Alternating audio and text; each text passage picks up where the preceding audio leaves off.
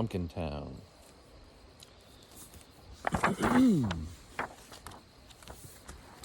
Jose and his family grew pumpkins. That growing began with shiny seeds, which were followed by long vines, and those vines grew every which way. The pumpkins grew every which way, too, from small to fat and tall.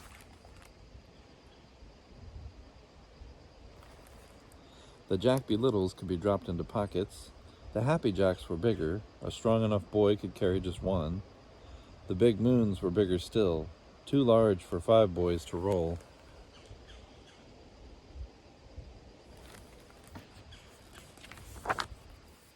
Come fall, Jose and his family would gather the pumpkins and collect the vines. Then 2 trucks took the fruit to faraway cities. Some were hollowed out and carved, and some were saved for pies.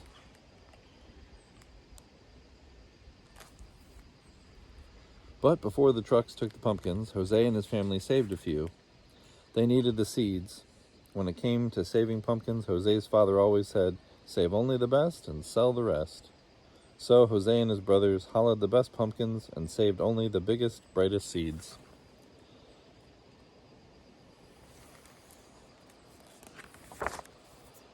They took the duller, smaller seeds to the edge of the field overlooking the town and tossed them. But one gusty, dusty October day, when Jose and his brothers took the lesser seeds to the edge of the field and flung them, the wind caught those seeds and carried them and didn't let them loose till they fell like rain down on the distant town. The seeds slipped into straw roofs and settled into flower pots and sprinkled gardens. And that seemed to be the end of it.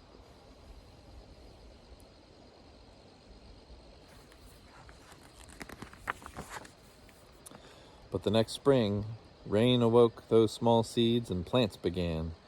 More rain fell and vines grew every which way. They wrapped around chimneys and wound through corn.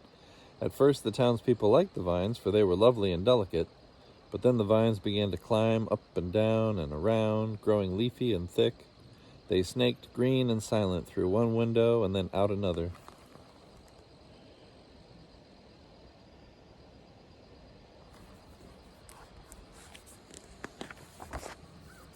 Then fruit grew, and grew, and grew, every which way.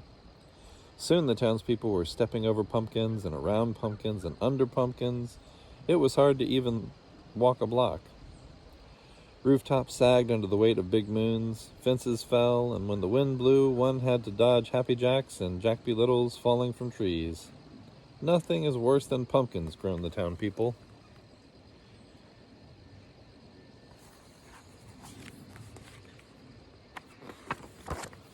Meanwhile, up on the mountainside, Jose and his family cut and stacked their pumpkins, saving only the best, and when they were done, they stepped back and said, "Nothing is better than pumpkins."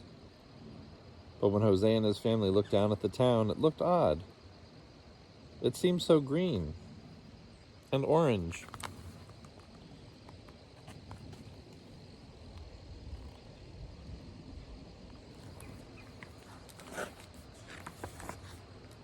Since their field work was done, and because Jose and his brothers were curious, they walked to the town the next day, where they saw more vines and pumpkins than they had ever imagined.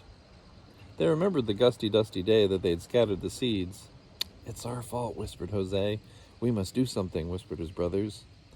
"We rest for now," whispered Jose.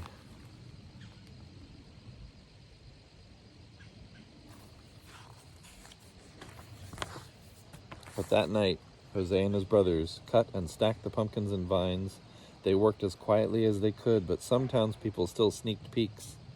They marveled at how well the brothers worked. The brothers climbed up poles and twined through trees and snaked silent through one window and out another, gathering and stacking pumpkins and vines.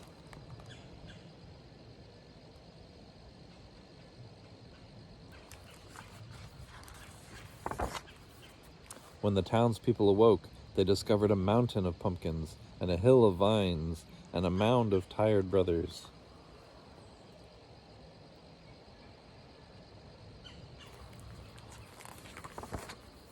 While the brothers slept, the townspeople filled a wagon with hay and set 5 great watermelons between Jose and his brothers in thanks for their aid.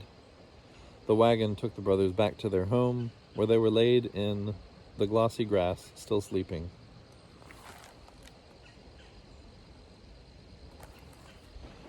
When their father found them, he asked them what they had done to deserve the great watermelons. "We just helped the townspeople with their harvest," the brothers said, which was true, and nothing more was said.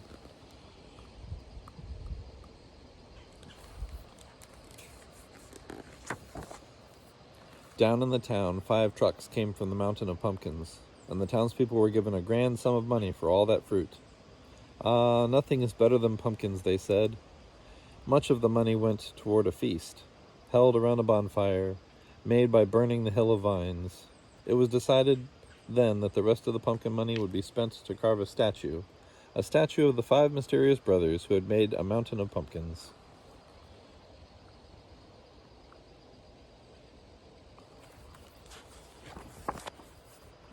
It took all the next week for the townspeople to repair their roofs and their fences, and it took all of that week for Jose and his brothers and his father to eat their great gifts. The melons were so sweet that Jose and his family said, "Nothing is better than watermelons."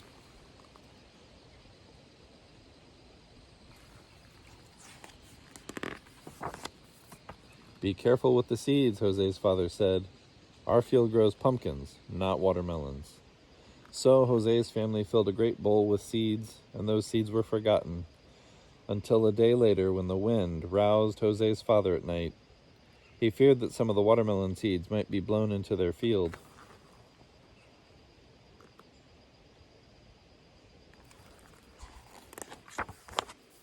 By moonlight, he carried the bowl to the edge of his field and tossed the seeds. The wind caught those seeds and didn't let go until they fell like rain down on the town.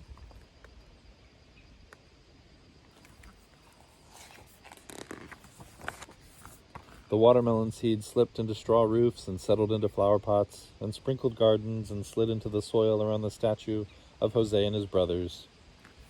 And that seemed to be the end of it.